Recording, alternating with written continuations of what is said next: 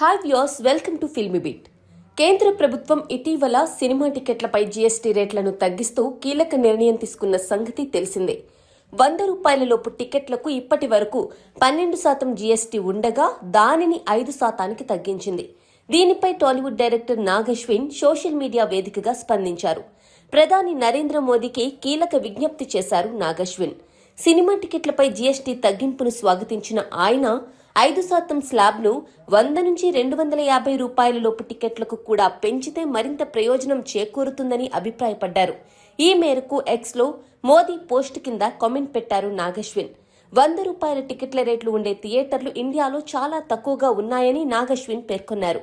Cine industry థియేటర్ల అభివృద్ధి చెందడానికి, మధ్యతరగతి ప్రేక్షకులను ఆకర్షించడానికి 250 రూపాయల లోపు టికెట్లకు జీఎస్టీని తగ్గించడం అవసరమని నాగశ్విన్ అన్నారు.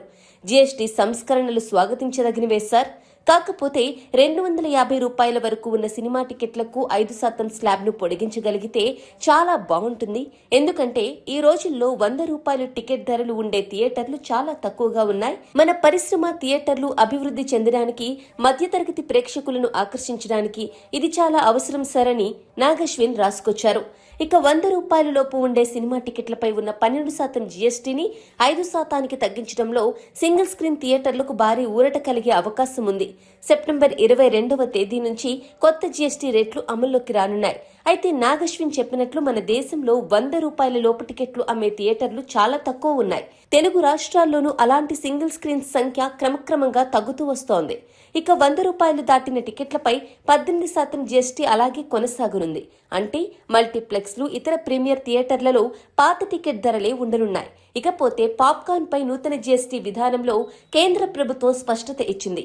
సాల్టెడ్ పాప్కార్న్ 5% స్లాబ్లోకి రాగా క్యారమిల్ పాప్కార్న్ 18%తోనే వస్తుంది.